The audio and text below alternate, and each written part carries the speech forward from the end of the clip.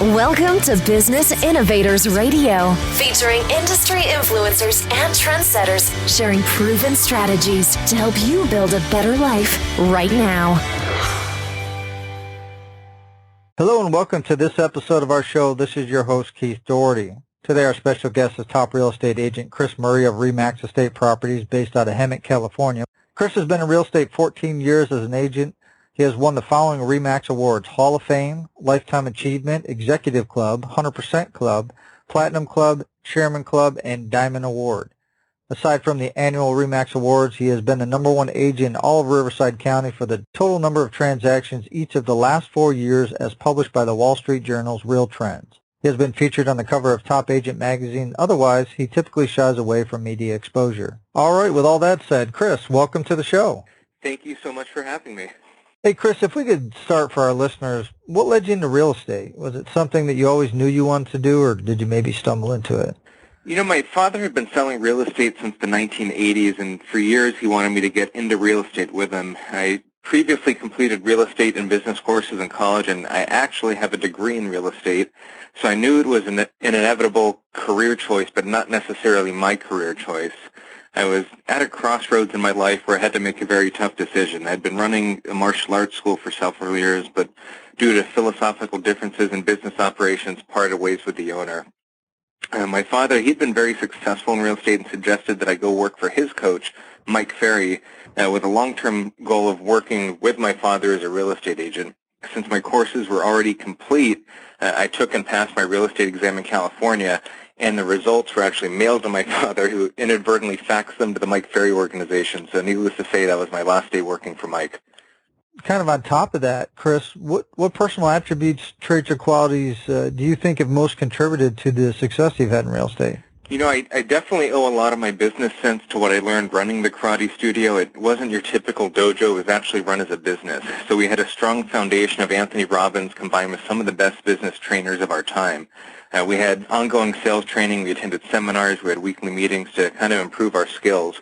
Real estate surprisingly mirrors a lot of what I did enrolling students into martial arts, and these skills combined with what I learned at Mike Ferry are priceless. These qualities, though, would be nothing without the driving force of my wife, Andrea. 13 years ago, I found myself really struggling as a new agent. I didn't have the motivation to go find the business, and we had just met, and she was shocked to find out that I was a real estate agent renting an apartment. So she basically forced me to live at the office. I was the first agent there every morning, 8 a.m., usually the last to leave around 8 p.m., and within 3 months, I was actually the top listing agent for a number of transactions in the brokerage. Chris, do you think you could give our listeners an example of when these traits have played a role in your path towards success? I think that the biggest example would be, or the biggest influence rather, is just being prepared. You know, there's not a situation that I'm not prepared for. When you're prepared, you can provide valuable and useful information to your clients instead of fluff. So specifically, when I was a new agent, I really didn't know much about real estate itself, but I knew I had a father who could back me in terms of the experience, the guidance. You know, if there's something actual transaction related that I didn't know, I could go to him. But I knew what to say. I knew how to answer specific questions. And over time, I learned the business. But without the tools and the preparation, I think I would have been crushed. And Chris, it seems like whenever people have success, obviously, you know, it's not always a smooth road, as you pointed out. You know, you kind of struggled, along some of the way. Can you talk a little bit about some of the other adversities or trials that you had to overcome in order to achieve your goals? Definitely. You know, when I think of adversity, I think 2007 sticks out to anyone who's been in the business at least 10 years. The market was in a free fall and everyone was in denial. Agents, sellers, pretty much everybody except the Murray team. For months leading up to the crash, we'd been warning our sellers, begging them to reduce their house prices and, basically bail out of their homes, and most of our clients listened. In December of 2004, we even sent out a letter to a lot of our clients kind of outlining what we thought was happening to the real estate market, predicting that we thought in 3 to 5 years that the bubble would burst. And I can't tell you how many times we heard the phrase, we aren't going to give our house away and only walk away with $100,000. It was kind of like these people went to the same seminar. They all said the same things. Now, you have to keep in mind, in my market, which is kind of a more, not rural, but distant community, not one of the coastal towns, A lot of these homeowners came in with 80-20 loans, so they came in with zero down. A lot of them had already refinanced, taken out substantial amount of money, and they were still not okay with the profit that they were going to make. So we begged and pleaded on listing appointments, and about 90% of them just didn't want to hear it, and they ended up listing with other agents. So our production in 2007 dropped 50% in terms of transactions and income compared just to 2006. So we had a revelation that these homeowners just aren't going to listen to us. If 100 people don't do something, 1,000 and 10,000 people, they're probably not going to do it either. So they just weren't listening to us anymore. So instead of targeting free-falling homeowners, around July or August in 2007, I started turning my attention to the banks. I spent about 16 hours a day for weeks tracking down contacts in the REO departments of banks. Now, at this time, some of these banks didn't even have REO departments yet. Even the banks were in denial. But day and night, I was online at my desk submitting applications either by fax or email or through web forms to asset companies, banks, servicers, any name I could find. And finally, in September of 2007, I landed Wells Fargo as a client. And once I had Wells Fargo, I was able to get J.P. Morgan Chase, Bank of America, IndyMac, Fannie Mae, Ocwen, and it was kind of an avalanche that took a life of its own. So soon the banks were finding me. But that was definitely the biggest struggle, was leaving traditional business and having to pursue other options.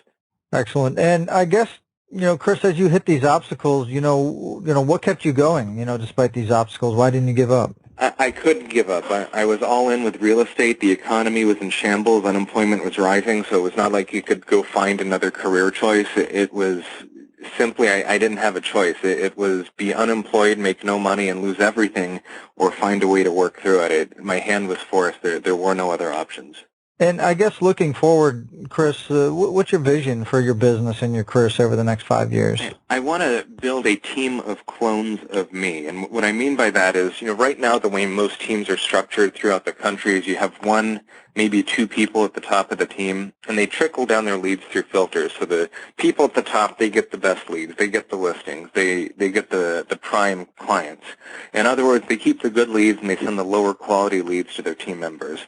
I want to be in a position where it doesn't matter what lead comes in, I can trickle it out to my team, and everyone on my team is going to handle it the same way that I would handle it, and that they're prepared and trained to handle it just like I would. And it doesn't matter who's handling what. So truly a team atmosphere. And I guess kind of on top of that, what do you feel is the best way that you market yourself as a real estate professional so that you can have continual growth? Well, I'm constantly studying real estate trends, financial markets, and I'm trying to interpret what's going on in the market. So I think the best way I market myself is being able to provide knowledge and pass it on to our clients. If we have 30 homes for sale and we see trends in terms of showing people coming to view the homes, agents submitting offers, it's typically the same across the board. So we can take that information, translate it into non-real estate talk, and relay that information to our clients to make sure that they're getting the maximum possible results under current market conditions. And I think, Chris, sometimes when people look at real estate agents or the general public, looks at an agent, sometimes I don't think they really understand the value that you bring to the table, everything that you do from both the buyer and the seller standpoint. So what do you think the biggest misconception or myth people have about working with a real estate agent? Well, I think the first one that comes to mind is all agents are the same and get the same results, but I think the actual biggest misconception that you don't hear about is that length of time having a real estate license equates to knowledge. It's my opinion that real estate transactions equate to knowledge, so simply having a real estate license for any given length of time doesn't mean you sold a house, it just means you kept an active license. We see a lot of people have been licensed 20 years, they sell 20 homes. That's one home a year. That's not by any means an expert. And Chris, let's say you get a call from a family member or friend, and they're in another state, and they want to sell their home. Now, obviously, with your experience and probably, with RE/MAX and your connections, you might be able to find an agent and do a referral for them. But from a general advice standpoint, what advice would you give them about selecting an agent that could best serve their needs? I would give them 3 very specific questions to ask before setting up the interviews. I would have them ask the agent how many homes that agent has sold as a listing agent over the last 12 months, because there's a big difference between working with buyers and working with sellers. I would also want to know what their average percentage of sales price to list price is. That tells us, do they know how to properly price a home? Are they getting their asking price? Or are they just throwing a price out there and reducing it, which doesn't really take much skill at a later time? And I also want to know what their average time on market, which in our market should be about 21 to 35 days, and that of course varies on geographic location. But I think those three key questions give huge insights into the quality of agent that they'll be working with. Excellent advice, Chris. And obviously you're based out of Hemet, California, Riverside County area. If somebody's looking for real estate services or an agent in that general area, what's the best way they can find out more information about you and how you can help them? Definitely. You can visit my website at inlandempiresold.com. I'm probably the most transparent agent out there for sellers. Our listing presentation's right there on the front page in video format. And for buyers, they get instant free MLS access and they can search the MLS in live time.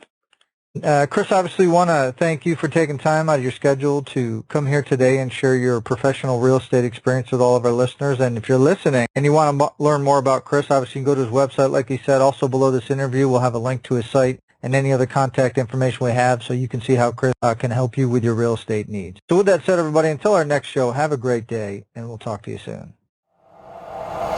Thanks for listening to Business Innovators Radio. To hear all episodes featuring leading industry influencers and trendsetters, visit us online at businessinnovatorsradio.com today.